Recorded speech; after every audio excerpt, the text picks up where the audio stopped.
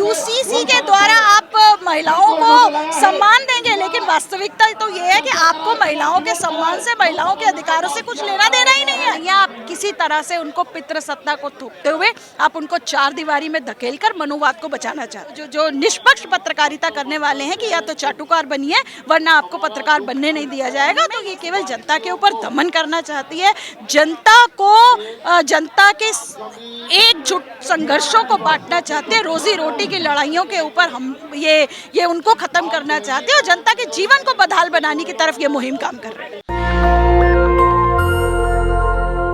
और मैं हूं नूर जहां और इस वक्त मैं मौजूद हूं जंतर मंतर पे और हमारे साथ बातचीत करने के लिए मौजूद हैं पूनम, जो दिल्ली से हैं। तो जो यहाँ पे पूरा जनता आई हुई है छत्तीसगढ़ से भी और भी कई जगह से आई हुई है, ये यूसीसी के खिलाफ विरोध कर रही है। और जैसे मणिपुर में लड़कियों को निर्वस्त्र करके घुमाया जा रहा है, तो उसी के ऊपर हम बात करेंगे कि आज जो ये जंतर मंतर पर प्रोग्राम चल रहा है, ये 3 मुद्दों को लेकर के चल रहा है। आदिवासियों की समन्वय समिति ने इसको ऑर्गेनाइज किया है और प्रगतिशील महिला संगठन दिल्ली इसकी मांगों के साथ अपनी एकजुटता को दिखाने के लिए यहाँ पर आज हम इस कार्यक्रम में भाग लेने आए हैं। यूसीसी का विरोध, यूसीसी को रद्द करना और वन संरक्षण अधिनियम में जिस तरह से आदिवासियों के अधिकारों पर हमले किए जा रहे हैं उसका विरोध, और मणिपुर में जिस तरह से आदिवासियों को विशेष निशाना बना करके एक स्टेट स्पॉन्सर्ड वायलेंस जिस तरह से हो रही है उसका विरोध करने के लिए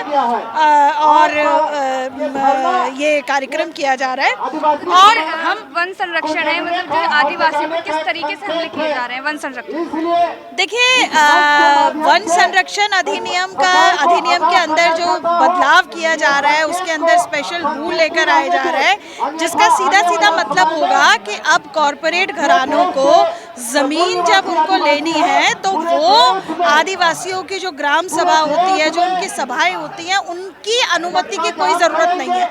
अब जब मर्जी कॉरपोरेट जो है, जो सरकारों के माध्यम से कॉरपोरेट आते हैं, तो आदिवासियों की अनुमति के बिना आदिवासियों को उनके जल जंगल जमीन से महरूम कर दिया जाएगा। और ये आदिवासियों ने बहुत लड़कर के इस कानून को हासिल किया था। आदिवासी सबसे ज़्यादा स्वाभाविक रक्षक होते हैं अपनी वन संपदा के, लेकिन जिस तरीके से फॉरेस्ट ऑफिशियल्स पहले भी उनको परेशान करते थे और बहुत लड़ने के बाद कुछ उनके कानूनी अधिकारों की 2006 में जो है कुछ सुरक्षा हुई थी, लेकिन अब फिर से जो है उन अधिकारों के ऊपर हमला मौजूदा मोदी सरकार के द्वारा इस नज़र से किया जा रहा है क्योंकि वो कॉरपोरेट घरानों की पूरी सेवा करना चाहते हैं। और उसके बाद हम देख रहे हैं मणिपुर के अंदर जिस तरीके से एक्चुअली मणिपुर में आदिवासियों को कुकीज़ों, आदिवासियों को जिस तरह से टारगेट किया जा रहा है, जिस तरह से उनके घरों को जलाया जा रहा है, महिलाओं को निर्वस्त्र किया जा रहा है, वहाँ पर कोर्ट्स तक को फंक्शनिंग नहीं, महिलाओं को निर्वस्त्र करने की घटना थी तो 4 मई की थी, लेकिन अभी तक भी स्थिति वही है, अभी तक कुछ सुधार नहीं आया है। देखिए, सुधार की जहाँ तक बात है ये तो दिख रहा है, हर रोज़ वहाँ पर इंटरनेट बंद हो रहा है, किस तरीके से इंटरनेट को कितने दिनों के बाद खोला जा रहा है। और हम तो ये भी जान रहे हैं, जो वहाँ के साथियों से पता लगता है, जो समाचार पत्रों में आता है, किस तरीके से इम्फाल अस्पताल के अंदर डेड बॉडीज पड़ी हुई हैं, जिनको कि आप उनका अंतिम संस्कार तक करने के लिए कितनी मुश्किलें आ रही हैं। ये और जिस तरीके का वहाँ पर मौसम है, जिस तरीके से रिलीफ कैंप्स की जो हालत है, बहुत भयावह स्थिति है। और केंद्र सरकार उसमें दखल देकर के चीज़ों को मतलब ये जो अन्याय और अत्याचार किया जा रहा है उसको बंद करने की तरफ कोई ठोस कार्रवाई नहीं नजर आ रही है। और ये सब चीज़ों का विरोध करने के लिए आज यहाँ पर ये धरना चल रहा है। और हम लोग समझते हैं कि आज ये जो मौजूदा मोदी सरकार है, ये यूसीसी यूसीसी भी वो है जिसके लिए 2018 में जो इनका अपना लॉ कमीशन की रिकमेंडेशन थी, उन्होंने कहा कि यूसीसी की कोई जरूरत नहीं है, लेकिन फिर भी अब जाते जाते आपने अपने लॉ कमीशन के द्वारा एक पूरी बहस चला दी, उत्तराखंड के अंदर आपने जन सुनवाई चलवा दी, और आप एक माहौल इस तरह का बनाने की आपने चेष्टा करी है कि भाई जो है यूसीसी के द्वारा आप महिलाओं को सम्मान देंगे, लेकिन वास्तविकता तो ये है कि आपको महिलाओं के सम्मान से, महिलाओं के अधिकारों से कुछ लेना देना ही नहीं है। लेकिन जो यूसीसी है उसका विरोध क्यों कर रही है? यूसीसी में तो ये है ना कि सभी धर्मों और समुदायों के लोगों को मतलब एक समान है और कानून को एक समान मानना है। देखिए, भारत एक विविधताओं भरा देश है और विविधताओं की रक्षा करना, विविधताओं में एकता, विविधताओं के लिए विविधताओं को मेंटेन करके रखना, ये भारत के संविधान ने दायित्व दिया हुआ है। इसीलिए यूसीसी को उसमें भी डायरेक्टिव्स में रखा गया था, ये कोई मौलिक अधिकार में नहीं रखा गया था। तो इसलिए ये जो समान नागरिक संहिता की पूरी जो बात है, एक्चुअली ये एक रूपता के नाम पर, ये जो वन नेशन की जो बात है, हम कहना चाहते हैं ये भारत विविधताओं भरा देश है। ये भारत एक ऐसा बगीचा है जिसमें तरह तरह के फूल खिल रहे हैं। आप एक रूपता के नाम पर उस विविधता को नहीं कुचल सकते। वैसे भी भारत साझी शहादत, साझी विरासत की संस्कृति वाला देश है। और अगर सचमुच आपको महिलाओं से, क्योंकि आप कहते हैं यूसीसी के द्वारा आप महिलाओं की स्थिति को मजबूत करना चाहते हैं, तो हम आपको असल में ये कहना चाहते हैं, महिलाओं को आरक्षण भी तो दिया जा रहा है ना।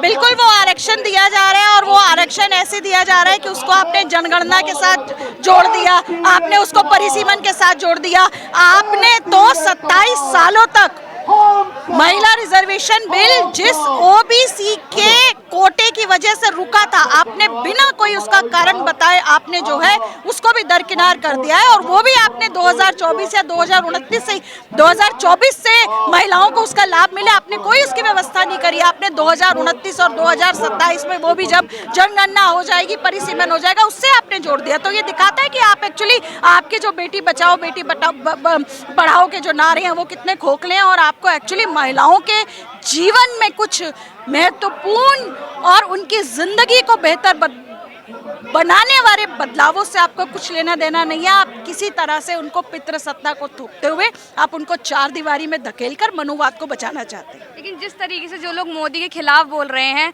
तो अभी हाल ही में देखा गया कि जो न्यूज़ क्लिक के जो पत्रकार थे उनको गिरफ्तार भी कर लिया गया है।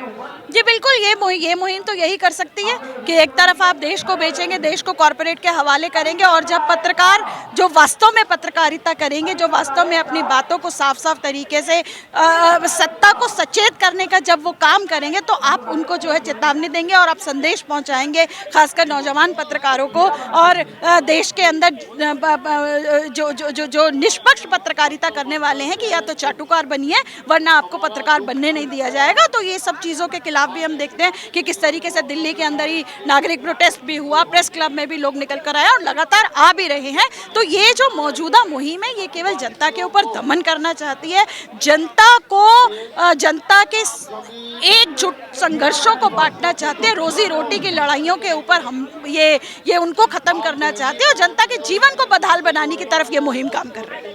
हाल ही में देखा गया कि जो आम आदमी पार्टी के जो नेता थे संजय सिंह, उनको भी गिरफ्तार कर लिया गया है। देखिए, यही दिक्कत है, ये सरकार जो है संवैधानिक पदों का किस तरीके से, संवैधानिक संस्थाओं के ऊपर किस तरीके से उनके भी संवैधानिक अधिकारों से काम नहीं करने दे रही है। ईडी सीबीआई को इन्होंने बिल्कुल अपने राजनीतिक हितों को साधने का एक यंत्र मात्र बना लिया है। तो उसके खिलाफ जनता समझ रही है और जनता लड़ रही है और लड़ेगी और सामूहिक संघर्षों को खड़ा करके इस मुहिम को मात देगी।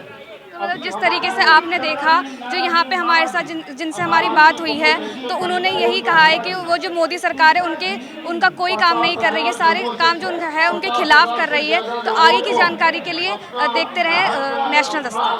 नेशनल दस्तक की आपसे गुजारिश है कि अगर इसको बचाना चाहते हैं तो नेशनल दस्तक को सब्सक्राइब करने के लिए रेड कलर के सब्सक्राइब बटन को दबाएं, फिर बेल आइकन की घंटी दबाएं। नेशनल दस्तक को बचाने के लिए बहुत जरूरी है कि हर खबर को शेयर करें, लाइक करें, कमेंट जरूर करें।